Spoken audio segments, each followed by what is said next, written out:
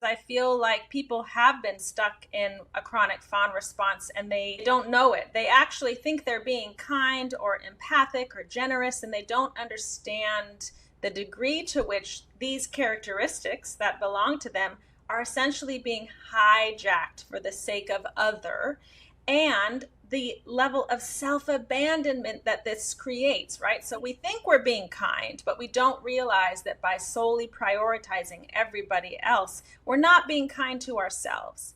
And so highlighting this is incredibly important, personally and professionally, and then some. If I don't have a sense of self, how can I fully show up in the world? Welcome to Passion Struck. Hi, I'm your host, John R. Miles, and on the show, we decipher the secrets, tips, and guidance of the world's most inspiring people and turn their wisdom into practical advice for you and those around you. Our mission is to help you unlock the power of intentionality so that you can become the best version of yourself. If you're new to the show, I offer advice and answer listener questions on Fridays. We have long-form interviews the rest of the week with guests ranging from astronauts to authors, CEOs, creators, innovators, scientists, military leaders, visionaries, and athletes. Now, let's go out there and become Passion Struck.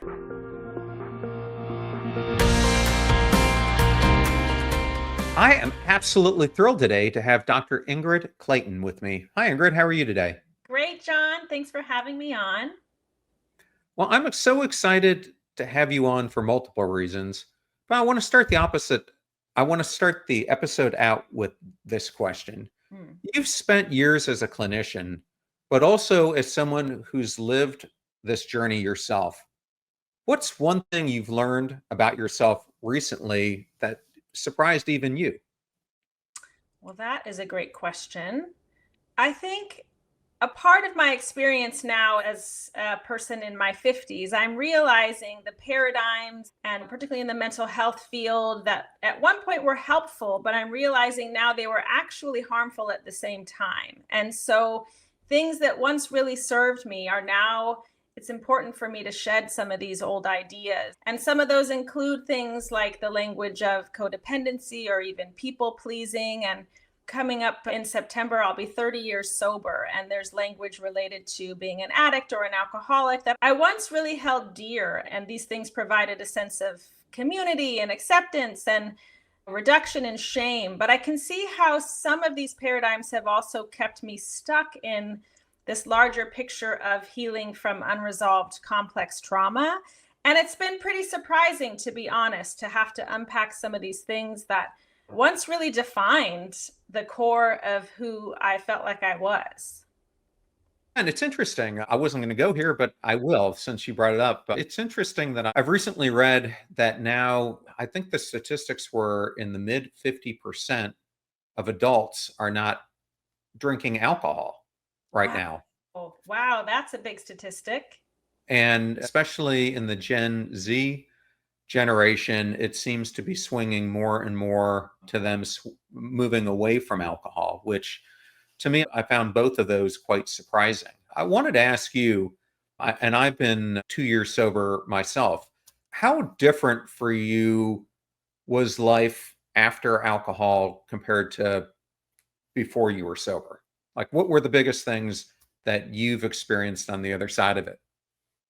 Well, it's such a huge question. And I've lived more of my life now in sobriety than I did as a drinker, right? And I got sober about 2 weeks after my 21st birthday. So I was barely even legal. But I started very young. And alcohol for me was, for like a lot of people experience, it was a solution. It was a solution to the constant unrest, to social anxiety, to overwhelm that I was experiencing in my body.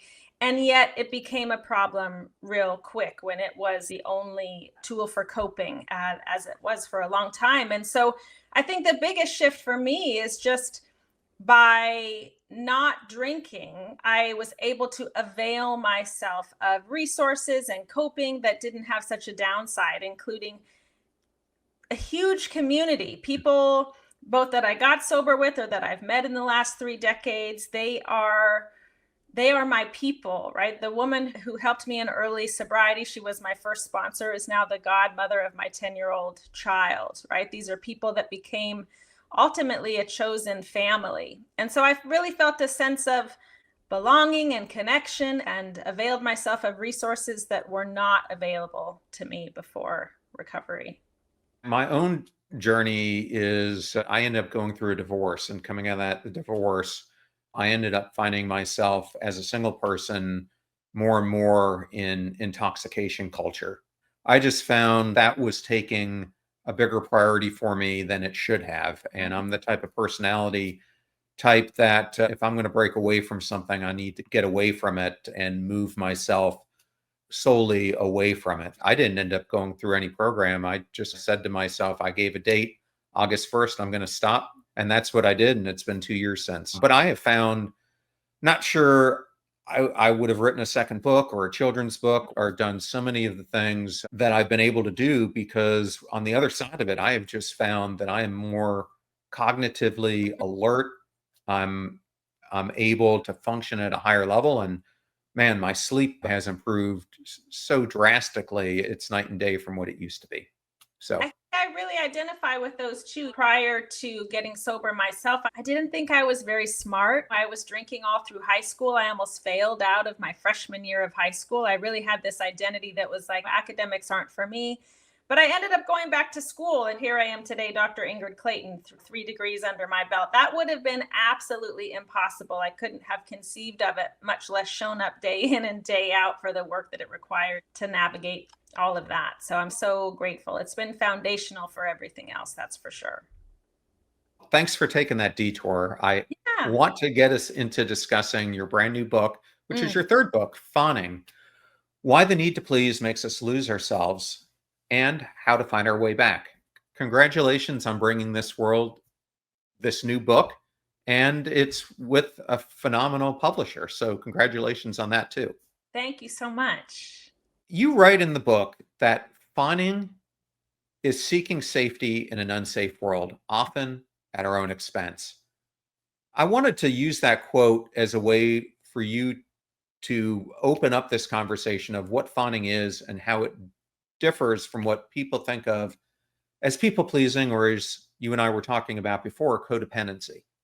Fawning is really an extension of what we've long known about fight, flight, and freeze, and that it's a survival instinct. It's unconscious, it's not looking for our opinion, or we might not even know that we're doing it. In fact, often we don't. And it's a way where we appease or caretake in relationships to minimize harm or potential harm that might be coming our way. And it could be physical harm, emotional harm. It might be a threat to the relationship itself. So when we look at the vital relationships of our lives, whether it's parents or family of origin, larger community, it might be relationships in your job, your financial security, right? We are hardwired as human beings for relationships and for connection. And when these feel threatened, the body might lean towards the fawn response in order to keep ourselves safe. And I love that, because a lot of what I explore here on this podcast is the art and science of what I call mattering, which I think is a bit different than belonging. I feel like if I were going to explain it, I feel is if you're a kid on a schoolyard and they're picking a soccer team, when you get picked, you feel like you belong because you were picked. Yeah. But it's in the way that your teammates treat you that make you Mhm. feel like you matter. That's a lovely distinction. I haven't thought that much about it, but it's washing over me now. I appreciate that. So I do think mattering really plays into your definition, the way you Mhm. explained it.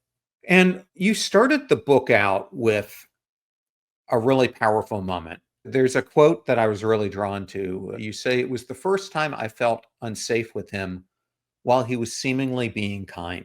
That moment changed everything." And we're talking about a scene in a hot tub. Why was it important for you to begin fawning with your own lived experience? And perhaps for the audience, you can take us back to that moment and what was going on. Yeah, well, that was with my stepfather, and I was 13 years old. And what I now know, which I could not have used this language for most of my life, but that he was engaging in grooming behavior that he had exhibited prior in his own life with young girls, and ultimately wanted me to be his girlfriend. Although my stepdad also had this overt rageful, these episodes, he was not rageful. He was leaning in for connection. He was leaning in with humor. He was really trying to lure me basically to his side of the hot tub. And yet my body felt as unsafe as when he was overtly rageful. So it was very confusing. And I start here for a couple of reasons. One is that fawning is a relational trauma response, and relational being synonymous with complex trauma, childhood trauma, or developmental trauma. And relational trauma often looks different than what we typically think of as being in a car crash or a natural disaster. It's these ongoing, pervasive threats to our safety day in, day out that you might not even identify in the moment as being traumatic or wounding. So this was really my entry point to this work as my lived experience of it, and how in that moment in the hot tub, I can look back almost 40 years later and realize this was the origin of a chronic fawn response for me, that I did not like him. I did not feel safe.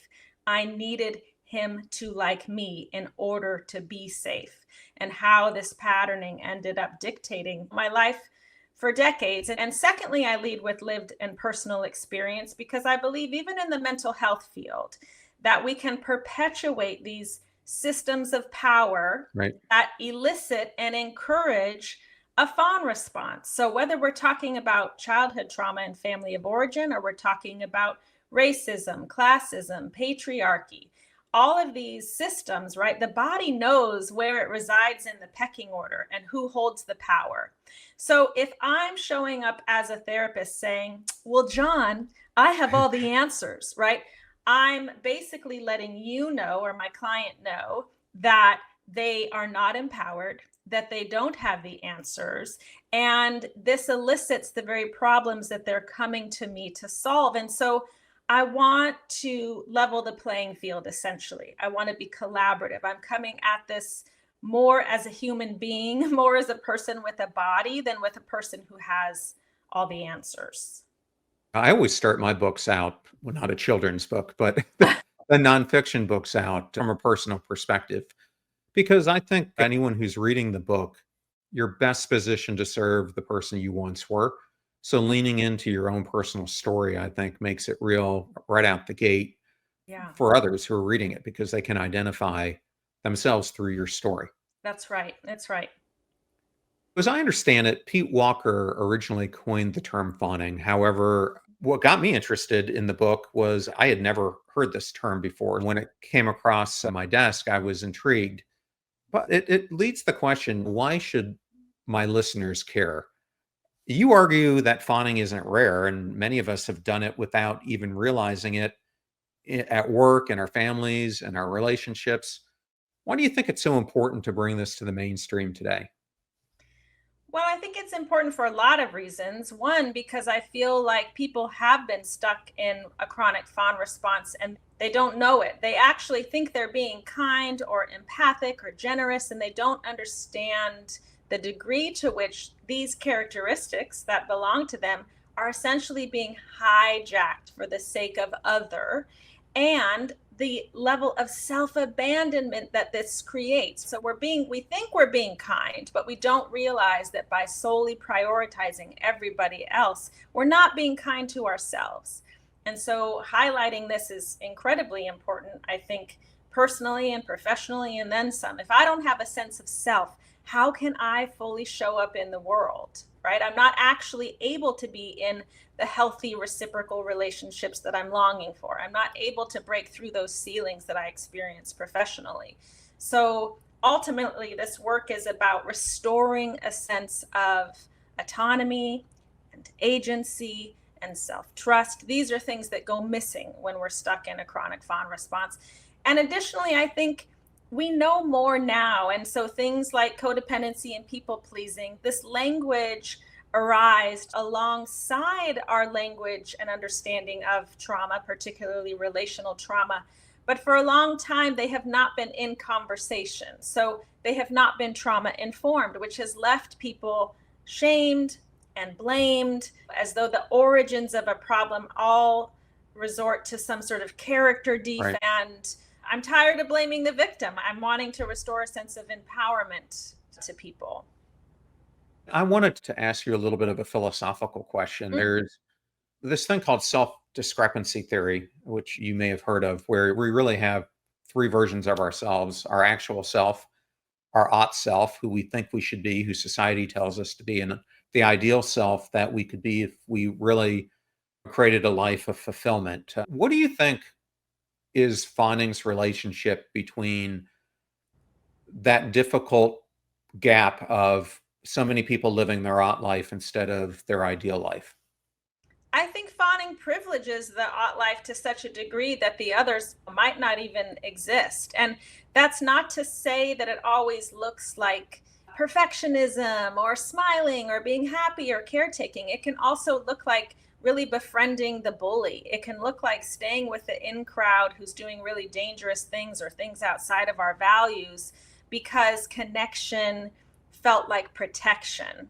So I think ultimately, based on the model that you're talking about, ideally, as we unfawn, we finally have this larger lay of the landscape, right? The ultimate self, the self we've been presenting, and maybe the ideal. And we get to be in relationship with our whole self. That is what has gone missing. And I just wanted to give a warning to the audience that if you're with kids or you yourself have experienced trauma, we're going to be talking about some sensitive things today, which I'm going to be getting more and more into now, that I just want to warn you about in case this might trigger you, or it might be time, if the kids are in the car, for you to put this in your earphones. Ingrid, I want to get into the anatomy of what fawning is, and I thought I would do this through a story that you tell in the book that happened in Las Vegas. I'll start out with this quote that you have in the book. You write, "It would be 30 years before I understood what happened that evening and how this event shaped my response to conflict going forward in my entire life." Can you take us back to this secret trip to Las Vegas and later the sticky note that you brought to your counselor? What happened in that room and how did it reinforce this instinct that we've been talking about to fawn? So, first, I'll just start by saying the fawn response tends to be the last house on the block. It arises when fight, flight, or freeze are either not available or it would make things worse. So, again, to go back to this idea that the body knows where it resides in the pecking order, we like to believe that we're all on this even playing field. And we talk to people as though that's true. Like, just have a voice and just set boundaries and raise your self esteem. And if it were that simple, Lord knows I wouldn't be here right now having this conversation.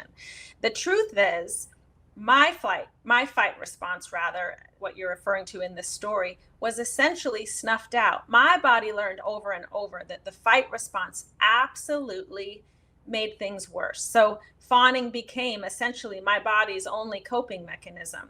And the foundational way that it learned that early on, I was 13 at that story at the beginning of the book in the hot tub. But years later, my stepdad basically snuck me away without my mother's permission or knowledge to Las Vegas for the weekend under the guise of championing me as a budding performer. I was a singer in childhood, but ultimately it was a secret trip. It was a trip that he lied about to everyone else in our lives.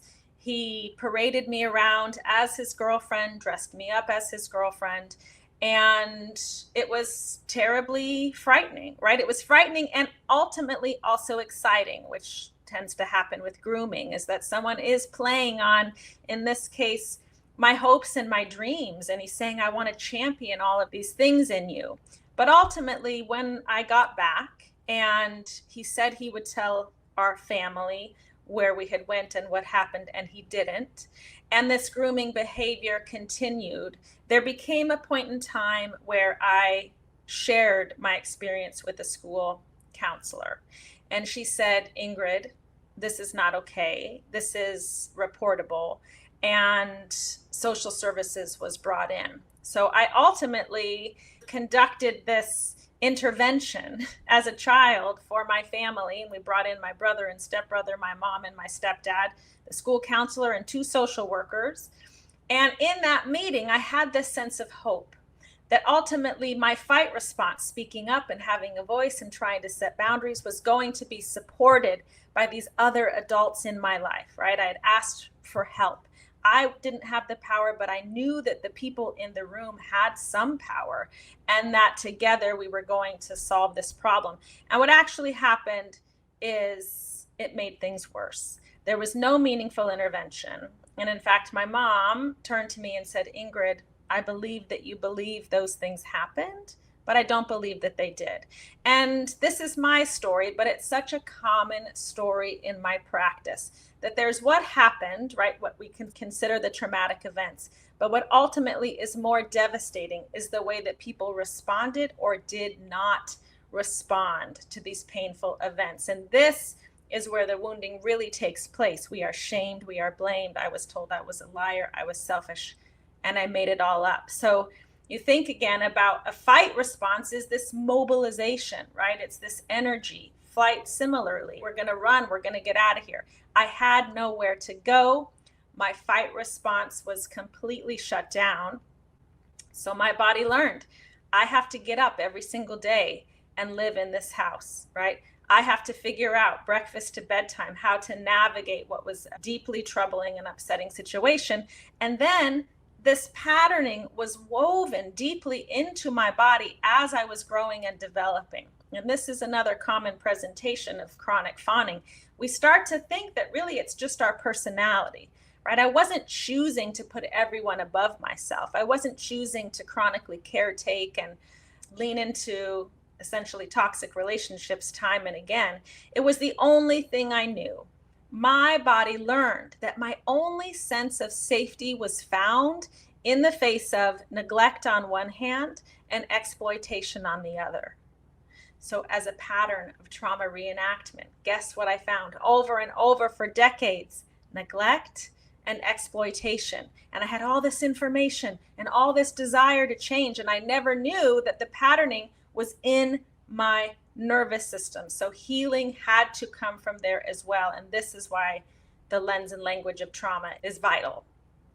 So is what you're describing this concept of living in a double bind that you bring up in the book, and that in order to stay safe, you end up starting to abandon yourself? Is that a good way to think about this binding concept?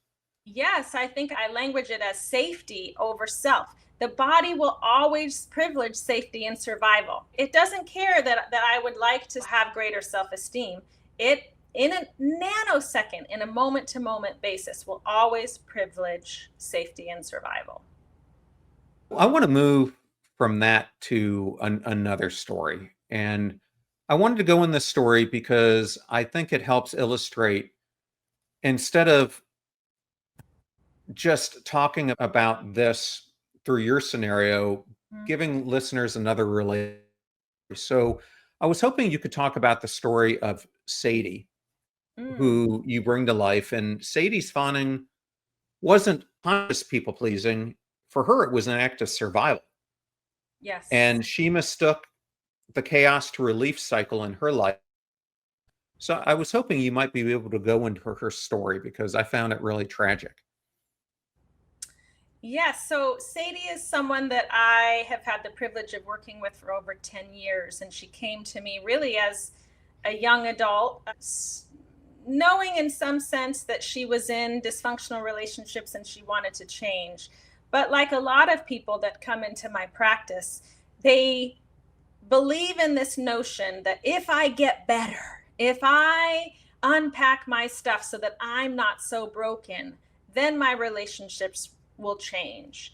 And of course that makes sense even as I say it out loud, but the problem in that thinking is that it's completely related to personal responsibility, and we never actually shift that lens to ask other people in our lives to take personal responsibility too. And so she stayed stuck in this pattern with her partner at the time, where she was with a really abusive woman, physically, emotionally, sexually abusive. And Sadie really believed, if I'm better, maybe she'll stop hurting me. And I think Sadie's story even goes deeper than that because she was sexually abused by her father. She was Right. physically beaten by her mom. That's right. By the time she was even 17 years old, she had attempted to commit suicide. She was using marijuana. This is what I found intriguing. She was using pot as a way to escape, went into rehab, and the people were actually saying, "Man, you just use pot? That's nothing. We're all heroin abusers." So, in order to fit in, she starts trying heroin herself. And it's a pretty extreme example, but I think we fall into this trap ourselves in different ways. And that's what intrigued me. How did she pull herself like out of this, and how did you help her? Well, what's interesting, first of all, is you see where she came from in her childhood. It makes sense that she found herself in this romantic relationship. It mirrored everything that she'd always known. And to your point, yes, she was using pot 24/7 to cope. And later on, when she got this pushback around, like, what do you mean? That's not a problem. Weed isn't a problem. She didn't ever try heroin, but she adopted this performance that, oh, using heroin is something people take seriously. No one has ever taken me seriously, not in my suicidality, in the sexual abuse, in the physical abuse. None of that was ever taken seriously. And now her smoking pot was similar. And so she came to me identifying as a heroin addict. And of course, this is what I believed. It's what she came in sharing. And one day she said, Ingrid, I have something to tell you. I'm not a heroin addict. In fact, I have never used heroin. And it makes me emotional to this day because the way that she had to experience a sense of safety, both within herself and in our relationship, the enormous risk that she was taking, basically to say, to go back to your language, do I matter? Does my actual experience matter? And it was the beginning for her of building upon what, for me, I hope in the moment and ongoing, was a resounding yes. I get it. You matter. You don't have to pretend your story exactly as it is enough. You are enough. And it was pivotal and crucial and common that a lot of us, maybe we don't say we're heroin addicts in order to belong, but we have certainly adopted all kinds of personalities or value sets, right, from our community, from our families, that have told us who to be. And ultimately we go, oh, okay, well, that's who I need to be in order to matter. And there's a lot of shedding that we have to do as we move into this healing work. I want to go to your section of the book now you call the homing pigeon. I said earlier in this interview, I experienced a failed marriage. You also experienced a failed marriage in your late 30s. And you found yourself dating a sociopathic lawyer and trying very hard to make him your boyfriend. Mm. And I think when we come out of relationships and we're trying to seek something new, we put ourselves in this position, at least I did for a period of time, where I don't know if I was pretending to be something different or seeking something different that I had before, but I noticed that things were different in the relationships that I was in. Is this something that commonly happens? I want to make sure I understand the question, particularly as it relates to the homing pigeon story. You're saying that coming out of a relationship, you find yourself in sort of new circumstances or showing up differently? I guess where I was going to this, he said that he'd been disappointed by countless other women. Yes. In my case, I had been disappointed by my ex-wife. And it caused me, I think, to put a guard up, maybe unfairly, to people I was meeting, thinking that they were all going to be the same and everyone was going to disappoint me. And I guess that's what I'm asking. Is that a typical response?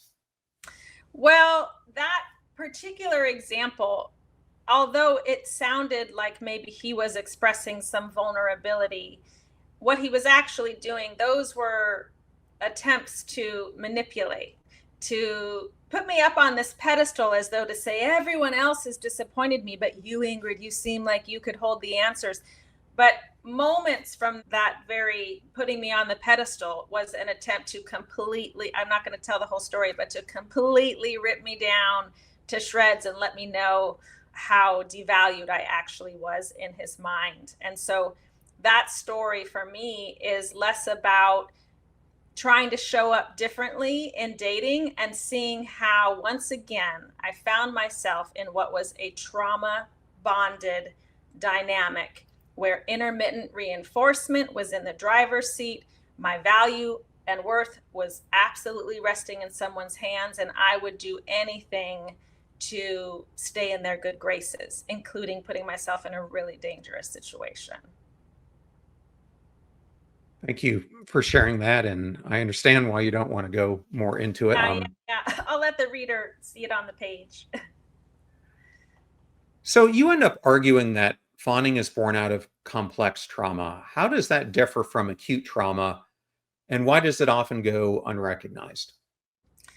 Well, I think as we spoke to earlier, acute trauma tends to be something that if you ask 10 people if that was a traumatic event, they're all going to say that was a traumatic event. It seems obvious, it's declarative, like I referenced, car crash, even sexual assault. Complex trauma is the prolonged, ongoing threats to our safety over time. And some people liken it to a million paper cuts, or it's water torture, it's the drip. Over time, these experiences culminate the same in the nervous system as does these more obvious acute events. And similar to acute trauma, different people may experience the same experience and walk away with trauma or not. It's also based on what were your resources at the time? How did people come together and provide the care and comfort that you need in order to overcome? What was your age chronologically? What were you able to cope with developmentally? So complex trauma is relational childhood attachment trauma, essentially. On this show, I've had the privilege of interviewing several actors and actresses, and they're always talking about shape shifting. And I'm relating this to fawning because you describe fawning as playing, quote unquote, playing life, playing house, playing a part, sometimes as many parts as there are people in our lives. And so, how does this perpetual shape shifting affect one's sense of self? I think it obscures it, right? If we're always playing a role, if that's what we have to do in order to feel safe, we never have a sense of being our lived whole self out in the world. I think I talk about this a little bit in the book, but prior to writing Fawning, I wrote a memoir based on my personal experiences of complex trauma.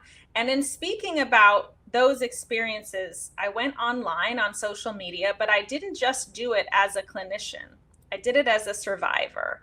And it was one of the first times in my whole life that I wasn't just living this compartmentalized version of me where, oh, now I'm on camera. I need to be Dr. Ingrid Clayton and lead with my expertise. And maybe here in my personal life, I can share a little more vulnerability. It was this opportunity for me to be all of me in one place at the same time.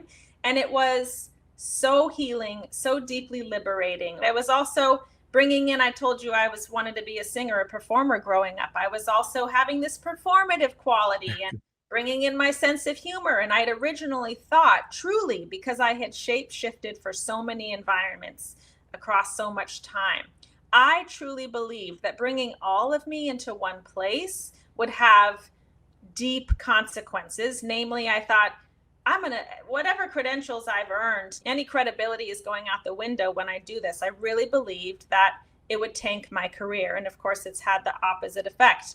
The more that I'm a whole person, the more that I bring all of these parts to me into one place and time, the more people can see me as a whole person, respect me as a whole person, see themselves reflected. But it's not how I lived. It's not how I lived for most of my life. I do think it's so interesting. In my first book, Passion Struck, I opened it up about myself and that I felt like I was wearing a mask. Yes. For a long time. I was trying to pretend to be someone I wasn't, to fit in. Right. And I think so many people are wearing that mask and they just don't want to admit it. And so I've experienced that shape shifting firsthand. You talked about your own career being different now because you've recognized that and you've showed up as your full self. For someone who's listening to this, how does fawning show up differently in a professional setting? Because we've been talking about intimate relationships and kind of personal settings. Like, how does it show up differently with bosses or our colleagues? It's such a great question. And because the fawn response is dependent on context, right? The relationship that we're in at the time, it can present differently depending on the person and their boss or their colleagues. But one end is we want the job, we want the title. We think if I keep showing up, if I do more, if I take on extra work, if I say yes to everything, if I never take credit for my work, that I'm going to arrive at a place where I'm finally going to be okay. And I certainly identify with that, right? It's like maybe if I get the next degree or write the next book or have a private practice, we're seeking these benchmarks as though these external markers, are going to make us internally safe. And of course, they don't, because these labels are not who we actually are. And so our safety, once again, remains at arm's length outside of our very own body. It resides in someone else's body. Are you giving me validation or permission, or do you see me? Do you think I'm worth it? So it perpetuates this, and the markers keep moving further back. I share a client story in my book of a man named Anthony who absolutely identified with this coping, and he ended up a partner at this global powerhouse firm. He was absolutely at the top of his game. And yet when he showed up in my office, it was really with the sense of, but I don't know who I am at all. So all the success, I think fawning can look like success. That's part of the performance. And yet, who is it really for? He ultimately saw, although he appreciated some of the financial security and some of the things, that he had gone missing in his life, and how devastating that was to notice in his mid-50s.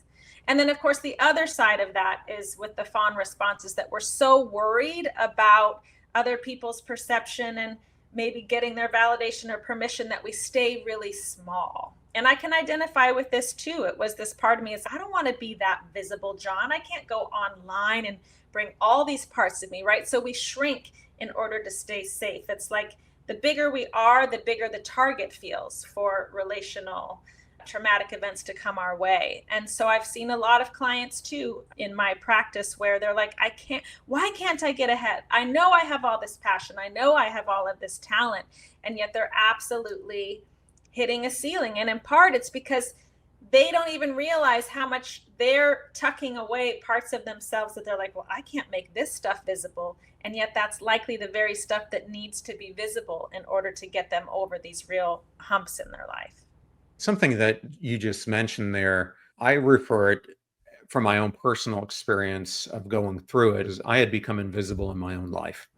And it's one of the worst feelings you can possibly encounter. And for me, I became so emotionally numb. Mm. I wouldn't wish that on anyone. And it took years to rebuild that. But it really starts and ends with a journey of self-discovery. Because I think what ends up happening is we become so distracted, or we make ourselves so distracted, we forget who we really are, and we keep moving farther and farther away from our zone of genius, our purpose for why we're here, and we end up doing things without there being any meaning to it. And so all of a sudden you wake up and you're like, my health is in shambles, my emotional well-being is in shambles, my relationships are in shambles.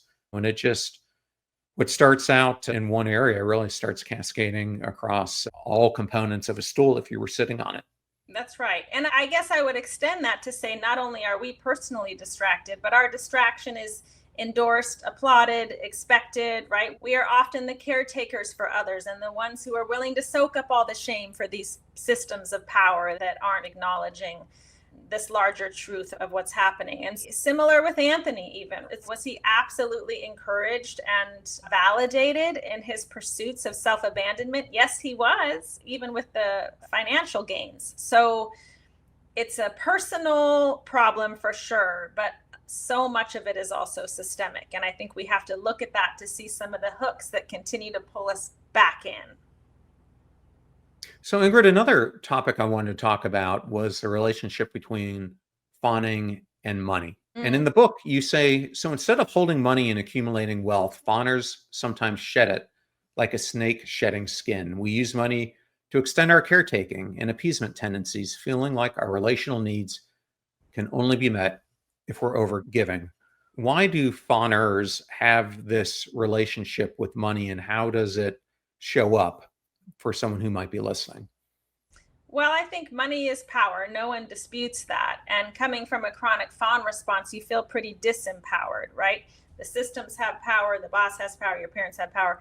And so money becomes literal currency, right? It's like, I don't matter, but if I always pick up the tab, or I'm the one, I'm going to be really generous or charitable. And again, I think a lot of people in a chronic fawn response are generous people. They are giving, they do have empathy. These are traits that they possess, but they don't know the extent to which they are extending beyond generosity towards, do I really want to give? Do I really want to give this much? How would it feel for me just to hold and not feel like everyone else is more entitled? There's this hierarchy again, that if we feel like we're at the bottom of the barrel, everyone else is more deserving. So you have a need, well, of course I can fill it. It's a very common reaction. And so it happens emotionally, it happens sexually, and it happens financially. Ingrid, you said in the book, fawning is the rain and my voice is the magic. What do you hope this book catalyzes, not just for trauma survivors, but for the culture at large? Well, first I want to say I did not say that, but the lovely Kelly McDaniel said that. She's the author of Mother Hunger. I misread it. So that was her talking about what she gained from reading this book, and it was a very glowing endorsement, so I'm grateful. But ultimately, what I hope that people will get from it is what was just speaking to a moment ago. Knowing that you make sense. This was the piece that was missing for me for so long. I solely felt broken, and like the tools that were being offered were not helping me. And so it doubled down on the shame I was holding. And so I really want people to have reverence for themselves, self-compassion, but bigger than that, it's a knowing that you make sense then and you make sense now. And if you want more freedom and flexibility, it's absolutely available to you. Ingrid, it was such a pleasure having you on the show today. If someone who's listening wants to learn more about you, where's the best place that they can go? My website has all the things, ingridclayton.com, all the links to social media, Instagram, Facebook, Substack, all the places. And of course, you can find links to the book there too, wherever books are sold. Ingrid, thank you so much for being here. It was such an honor to have you. Thank you, John, for your amazing questions. I love this conversation.